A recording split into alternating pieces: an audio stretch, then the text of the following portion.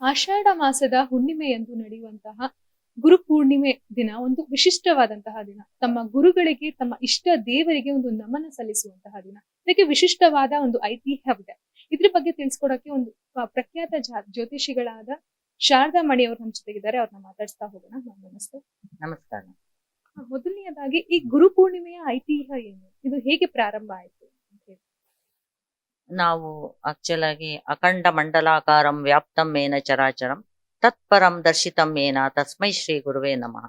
ಈಗ ಪ್ರತಿಯೊಬ್ಬರಿಗೂ ಒಂದು ಮಾರ್ಗದರ್ಶನ ಬೇಕು ಅಂದ್ರೆ ಜೀವನದಲ್ಲಿ ಗುರುಗಳು ಇರ್ಲೇಬೇಕು. ಒಂದು ಮಗುಗೆ ಮೊದಲನೇ ಗುರು ತಾಯಿ ಅಂತ ಹೇಳ್ತಾರೆ. ತಾಯಿಯಿಂದನೇ ಆ ಮಗು ಗುರುವಿನ ಒಂದು ರೂಪನ ನೋಡುತ್ತೆ. ಹಾಗೆ ಗುರುವಿನ ಮಾರ್ಗದರ್ಶನ ಇಲ್ಲದೆ ಒಬ್ಬ ಮನುಷ್ಯ ಜೀವನ ಮಾಡಕ್ಕೆ ಸಾಧ್ಯ ಇಲ್ಲ. ಹಾಗೆ ಗುರು ಅನ್ನೋದು ಒಂದು ದೊಡ್ಡ ಅಗಾಧವಾದಂತ ಶಕ್ತಿ ಅಂತ ಹೇಳ್ಬೋದು ನಾವು. ಗುರು ಅಂತ ಅರ್ಥ ತಗೊಂಡಾಗ ಗು ಅಂದ್ರೆ ಅಂಧಕಾರ ಅಂತ, ರು ಅಂದ್ರೆ ಅದನ್ನ ಹೋಗಲಾಡಿಸುವವನೇ ಗುರು ಅಂತ ಹೇಳ್ತಾರೆ. ಅಂದ್ರೆ ನಮ್ಮ ಒಂದು ಮನಸ್ಸಲ್ಲಿರೋ ಅಂಧಕಾರ, ನಮ್ಮ ಜೀವನದಲ್ಲಿರೋ ಅಂಧಕಾರ ಪ್ರತಿಯೊಂದನ್ನು ಹೋಗಲಾಡಿಸೋನೆ ಗುರು. ಆ ಗುರುವಿನ ಒಂದು ಮಾರ್ಗದರ್ಶನ ಪ್ರತಿಯೊಬ್ಬರಿಗೂ ಬೇಕು. ನೀವ್ ಹೇಳ್ದಾಗೆ ಇದು ಐತಿಹಾಸಿಕ ಇತಿಹಾಸ ಅಂತ ಕೇಳಿದ್ರೆ, ಇದು ವೇದವ್ಯಾಸರು ಅವರೇ ಮೊದಲನೇ ಗುರುಗಳು. ಈ ಪ್ರಪಂಚದಲ್ಲಿ ಮೊದಲನೇ ಗುರು ಅಂತ ತಗೊಂಡಾಗ ಅವರು ವೇದವ್ಯಾಸರು. ಅವರ ಜನ್ಮ ದಿನಾಚರಣೆನೆ ಗುರುಪೂರ್ಣಿಮೆ ಅಂತ ಹೇಳ್ತಾರೆ. ಅಂದ್ರೆ ವೇದವ್ಯಾಸರಿಗೆ ಒಂದು ನಮನ ಸಲ್ಲಿಸೋ ದಿನ, ಅಂದ್ರೆ ಆದಿ ಗುರು ಅಂತ ಹೇಳ್ತಾರೆ ಅವ್ರನ್ನ. ಅವರಿಗೆ ಒಂದು ನಮನ ಸಲ್ಲಿಸುವಂತ ದಿನ ಇದು ಅಂತ ಹೇಳ್ಬೇಕು. ಗುರು ಅಂತ ತಗೊಂಡಾಗ ನಾವು ಹೇಳಿದ್ನಲ್ಲ, ಪ್ರತಿಯೊಬ್ಬರಿಗೂ ಮೊದಲನೇದಾಗಿ ಮಗುಗೆ ಒಂದು ತಾಯಿನೇ ಮೊದಲನೇ ಗುರು ಆಗ್ತಾರೆ. ಒಬ್ಬ ವಿದ್ಯಾರ್ಥಿಗೆ ಅಕ್ಷರಂ ಕಲಿಸಿದಾತಂ ಗುರು ಅಂತ ಹೇಳ್ತಾರೆ. ಒಂದು ಅಕ್ಷರ ಯಾರು ನಿನ್ಗೆ ಹೇಳ್ಕೊಡ್ತಾರೋ ಅವ್ರನ್ನ ನೀನು ಗುರು ರೀತಿಲಿ ಅವ್ರನ್ನ ನೀನು ಕಾಣು. ಆವಾಗ ಆ ಗುರುವಿಗೆ ನೀನು ನಮನ ಸಲ್ಲಿಸಿದಾಗ ನಿನ್ನ ಜೀವನದಲ್ಲಿ ಮುಂದೆ ಎಲ್ಲಾ ರೀತಿಯ ಒಳ್ಳೆ ಮಾರ್ಗದರ್ಶನ ಸಿಗುತ್ತೆ ಅಂತ ಹೇಳ್ತಾರೆ. ಒಬ್ಬ ಮನುಷ್ಯನಿಗೆ ಏನಿರ್ಬೇಕಂದ್ರೆ ಮುಂದೆ ಗುರಿ ಇರ್ಬೇಕು, ಹಿಂದೆ ಗುರು ಇರ್ಬೇಕು. ಹಿಂದೆ ಗುರು ಮಾರ್ಗದರ್ಶನ ತೋರಿಸ್ತಾ ಇದ್ರೆ ಹಿಂದೆ ನಿಂತು ಗುರು ಅವನ ಜೀವನದಲ್ಲಿ ಅವನು ಖಂಡಿತ ಗುರಿ ಮುಟ್ತಾನೆ ಅನ್ನೋದು ಒಂದು ಸಾಧನೆ ಇದು. ಹಾಗೆ ಈ ಗುರುಪೂರ್ಣಿಮೆ ಅನ್ನೋದು ಒಂದು ಮಹತ್ವವಾದ ದಿನ. ಇವಾಗ ಈ ಸನ್ಯಾಸಿಗಳು ಈ ಪ್ರತಿಯೊಂದು ಮಠದಲ್ಲೂ, ಶೃಂಗೇರಿ ಮಠ ಇರ್ಬೋದು, ಪ್ರತಿಯೊಂದು ಮಠದಲ್ಲೂ ಪೀಠಾಧಿಪತಿಗಳು ಈ ಗುರುಪೂರ್ಣಿಮೆ ದಿವಸ ಚಾತುರ್ಮಾಸ ಅಂತ ಒಂದು ವ್ರತ ಹಿಡಿತಾರೆ. ಈ ವ್ರತ 4 ತಿಂಗಳು ಅವರು ಒಂದೇ ಕಡೆ ಸ್ಥಿರವಾಗಿ ಕೂತ್ಕೊಂಡು ಪ್ರತಿಯೊಬ್ಬ ಭಕ್ತಾದಿಗಳಿಗೂ ಧರ್ಮ ಬೋಧನೆ ಮಾಡ್ತಾರೆ. 4 ತಿಂಗಳು ಆದ ನಂತರ, ಅಂದ್ರೆ ಚಾತುರ್ಮಾಸ ಅಂದ್ರೆ 4 ತಿಂಗಳು ಮುಗಿದ ನಂತರ ಅವರು ಸೀಮೋಲ್ಲಂಘನ ಅಂತ ಮಾಡ್ತಾರೆ. ಅಂದ್ರೆ ಅಲ್ಲಿವರೆಗೂ ಅವರು ಆ ಒಂದು ಪ್ರದೇಶದ ಗಡಿ ದಾಟಲ್ಲ. 4 ತಿಂಗಳು ಅಲ್ಲೇ ಕೂತು ಅಲ್ಲೇ ಬರುವಂತ ಭಕ್ತಾದಿಗಳಿಗೆ ಧರ್ಮ ಬೋಧನೆ ಮಾಡುವಂತ ಒಂದು ಪಾರಂಪರಿಕ ಇತಿಹಾಸ ಇದು. ಈ ಇತಿಹಾಸ ತುಂಬಾ ಶ್ರೇಷ್ಠವಾದದ್ದು. ಹಾಗೆ ಆ 4 ತಿಂಗಳು ಯಾವ ರೀತಿ ಅವರ ಧರ್ಮ ಬೋಧನೆಗಳಂತ ಕೇಳಿದಂತ ಒಬ್ಬ ಶಿಷ್ಯಂದ್ರು ಪ್ರತಿಯೊಬ್ರು ಒಂದು ವಿದ್ವಾಂಸರಾಗಿ ಒಂದು ಪ್ರಖ್ಯಾತರಾಗಿ ಬೆಳಿತಾರೆ ಅನ್ನೋದು ಒಂದು ಪದ್ಧತಿ ಇದು. ಆ ನಂತರ ಅವರು ಆ ಗುರುಗಳು ಬೇರೆ ಊರಿಗೆ ಅವರು ಸೀಮೋಲ್ಲಂಘನ 4 ತಿಂಗಳಾದ್ಮೇಲೆ, ಚಾತುರ್ಮಾಸ ಮುಗಿದ ಮೇಲೆ ಅವರು ಸೀಮೋಲ್ಲಂಘನ ಮಾಡ್ತಾರೆ ಅನ್ನೋದು ಕೂಡ ಒಂದು ಪ್ರತೀತಿ. ಅಂದ್ರೆ ಈ ಒಂದು 4 ತಿಂಗಳು ಅಂತ ಹೇಳಿದ್ರೆ ಅಂದ್ರೆ ಚಾತುರ್ಯ ಮಾಸ ಅಂತ ಹೇಳಿ, ಈ ಟೈಮಲ್ಲಿ ಅವ್ರು ಊಟ ತಿಂಡಿ ಏನಾದ್ರು ಒಂದೇ ಕಡೆ ನಿಲ್ಲೋದು ಅಂದ್ರೆ ಯಾವ ರೀತಿ ಅಂತ ಹೇಳಿ. ಅಂದ್ರೆ ಇವಾಗ ಅವರು ಒಂದು ಇವಾಗ ಶೃಂಗೇರಿ ಮಠ ಅಂತಾನೆ ಹೇಳ್ದೆ ನಾನು. ಅವ್ರು ಶೃಂಗೇರಿ ಮಠದಲ್ಲೇ ಅವ್ರು ಚಾತುರ್ಮಾಸಕ್ಕೆ ಪೂಜೆ ಕೊಡ್ತಾರೆ.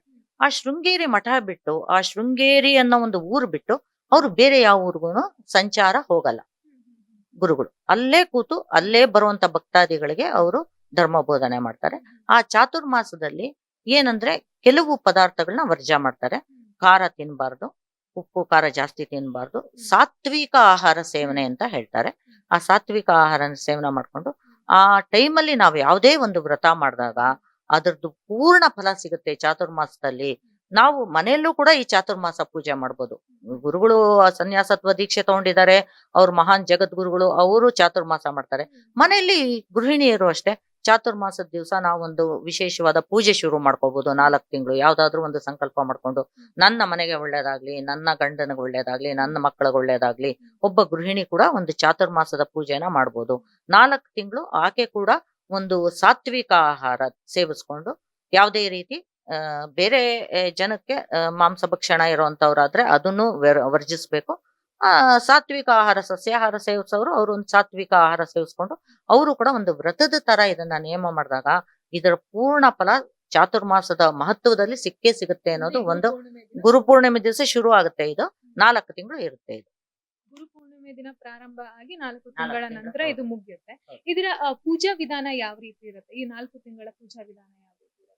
ಪೂಜಾ ವಿಧಾನ ಅಂದ್ರೆ ಗುರುಗಳು ಒಂದು ಹೇಳಿದ್ನಲ್ಲ, ಒಂದ್ ಕಡೆ ಕೂತ್ಕೊಂಡ್ಮೇಲೆ ಅಲ್ಲಿನ ಮೂಲ ದೇವರುಗಳಿಗೆ ಪೂಜೆ ಮಾಡ್ತಾರೆ. ಸನ್ಯಾಸಿಗಳು, ಗುರುಗಳು ಎಲ್ಲ ಅಲ್ಲಿನ ಅವ್ರ ಮಠದಲ್ಲಿ ಏನಿರುತ್ತೆ ಆ ಮೂಲ ದೇವರುಗಳಿಗೆ ಪೂಜೆ ಮಾಡ್ತಾರೆ. ಮನೇಲೂ ಅಷ್ಟೇ ಪೂಜಾ ವಿಧಾನ ಅಂತ ಮಾಮೂಲಿ ಬೆಳಗ್ಗೆ ಎದ್ದು ಪ್ರಾತಃ ಕಾಲದಲ್ಲಿ ಎದ್ದು ಅವರ ಒಂದು ಆನ್ಹಿಕ ಕೆಲಸಗಳನ್ನ ಮುಗಿಸ್ಕೊಂಡು, ಅವರ ಸ್ನಾನ ಸಂಧ್ಯಾ ವಂದನೆಗಳನ್ನ ಮುಗಿಸ್ಕೊಂಡು ಅವರ ಪೂಜೆಗೆ ಶುರು ಕೂತ್ಕೊಂಡ್ರೆ, ಅವರು ಪೂಜೆ ಆಗೋವರೆಗೂ ಯಾವುದೇ ರೀತಿ ಉಪಹಾರ ಸೇವಿಸದೆ ಒಂದು ಸಂಕಲ್ಪ ಮಾಡ್ಕೊಂಡು, ಇದು ನಾನು ಗುರುಗಳಿಗೆ ಸಲ್ಲಿಸ್ತಾ ಇರುವಂತ ನಮನ, 4 ತಿಂಗಳು ನಾನು ಗುರು ಸೇವೆ, ಗುರು ದೀಕ್ಷೆಯಲ್ಲಿ ಇರ್ತೀನಿ ಅನ್ನೋ ಒಂದು ಸಂಕಲ್ಪ ಮಾಡ್ಕೊಂಡು ಗುರುವಿಗೆ ಒಂದು ನಮನ ಸಲ್ಲಿಸುವಂತ ಒಂದು ಶ್ರೇಷ್ಠವಾದ ದಿನ. ಅದಕ್ಕೆ ಈ ದಿನನ ಇದನ್ನ ಪ್ರಾರಂಭ ಮಾಡ್ತಾರೆ. ಪ್ರಾರಂಭ ಮಾಡಿ 4 ತಿಂಗಳಾದ್ಮೇಲೆ ಅವರು ಇದನ್ನ ಕೊನೆಗೊಳಿಸ್ತಾರೆ. ಆಮೇಲೆ ಇನ್ನೊಂದು ಕುರುಕ್ಷೇತ್ರ ಟೈಮಲ್ಲೂ ಕೂಡ ಕೃಷ್ಣನಿಗೆ ಅರ್ಜುನ ಗುರು ಪೂಜೆ ಮಾಡ್ದ ಅನ್ನೋದು ಒಂದು ಉಲ್ಲೇಖ ಆಗಿರುತ್ತೆ. ಅದ್ರ ಬಗ್ಗೆ ಹೇಳೋದಾದ್ರೆ ಆಗಿನ ಕಾಲದಿಂದಲೂ ಅಂದ್ರೆ ಕುರುಕ್ಷೇತ್ರ ಟೈಮಿಂದನೂ ಕೂಡ ಈ ಒಂದು ಗುರು ಪೂರ್ಣಿಮೆ ಇತ್ತು ಅಂತ ಹೇಳಿ ಅದ್ರ ಬಗ್ಗೆ ತಿಳಿಸೋದಾದ್ರೆ. ಮಹಾಭಾರತ ರಾಮಾಯಣ ಕಾಲದಲ್ಲೂ ಗುರು ಪೂರ್ಣಿಮೆ ಇತ್ತು. ಇದು ಹೇಳದ್ನಲ್ಲ, ವೇದವ್ಯಾಸರು ಮಹಾನ್ ಗುರುಗಳು, ಅವರಿಂದನೇ ಪ್ರಾರಂಭ ಆಗಿದ್ದು. ಅವರ ಒಂದು ಜನ್ಮದಿನದ ದಿವಸನೇ ಇದು ಗುರು ಪೂರ್ಣಿಮೆ ಅಂತ. ಪಾಂಡವರೆಲ್ಲಾರು ಶ್ರೀಕೃಷ್ಣನ್ನೇ ಅವರು ಗುರುಗಳು ಅಂತ ಸೇವಿಸ್ತಾ ಇದ್ರು. ಆಮೇಲೆ ಪಾಂಡವರು ಒಂದು ಪಾದಪೂಜೆ ಸಲ್ಲಿಸುವಾಗ ಧರ್ಮರಾಜ ರಾಜಸೂಯ ಯಾಗ ಮಾಡಿದಾಗ ಅಗ್ರ ಇದರಲ್ಲಿ ಪೂಜೆಯಲ್ಲಿ ಶ್ರೀಕೃಷ್ಣನ್ನೇ ಕೂಡಿಸಿ ಅವರು ಪಾದಪೂಜೆ ಮಾಡಿದ್ರು. ಅಂದ್ರೆ ಆ ಪಾಂಡವರು 5 ಜನ ಕೂಡ ಶ್ರೀಕೃಷ್ಣನ ಗುರು ರೂಪದಲ್ಲಿ ನೋಡಿ ಆತನಿಗೆ ಒಂದು ಪಾದ ಸೇವೆ ಮಾಡಿ ಆ ಗುರುಪೂರ್ಣಿಮೆಯ ದಿನಾನೇ ಅವರು ಒಂದು ಪ್ರತಿಯೊಂದು ಶುಭ ಕಾರ್ಯಗಳನ್ನ ಪ್ರಾರಂಭ ಮಾಡ್ತಾ ಇದ್ರು ಅಂತ ಹೇಳ್ಬೋದು. ಅಂದ್ರೆ ಅವ್ರಿಗೆ ಅರ್ಜುನನಿಗೆ ಆಗ್ಲಿ ಕೃಷ್ಣನ ಪಾದಪೂಜೆ ಸಲ್ಲಿಸಿ ಆತ ಮುಂದೆ ಯಾವುದೇ ಒಂದು ಶುಭ ಕಾರ್ಯ ಮಾಡುವಾಗ ಅದ್ರ ಬಗ್ಗೆ ಒಂದು ಕುರುಕ್ಷೇತ್ರ ಯುದ್ಧ ಹೋಗೋಕ್ ಮುಂಚೆ ಕೃಷ್ಣನ ಒಂದು ಅನುಮತಿ ಪಡೆದು ಕೃಷ್ಣನ ಪಾದಪೂಜೆ ಮಾಡಿ ಗುರು ಅಂತ ಒಂದು ಲೆಕ್ಕದಲ್ಲಿ ಗುರುಪೂರ್ಣಿಮೆ ದಿನ ಆತನ ಆಶೀರ್ವಾದ ತಗೊಂಡು ಆ ಕುರುಕ್ಷೇತ್ರ ಯುದ್ಧಕ್ಕೆ ಅವರು ಸನ್ನದ್ಧರಾಗ್ತಾರೆ. ಇದಿಷ್ಟು ಗುರು ಪೂರ್ಣಿಮೆ ಐತಿಹ್ಯ. ಇನ್ನಷ್ಟು ಸುದ್ದಿಗಳಿಗಾಗಿ ನೋಡ್ತಾ ಇರಿ ಕರ್ನಾಟಕ ಟಿವಿ. ಇದು ಕನ್ನಡಿಗರ ಧ್ವನಿ.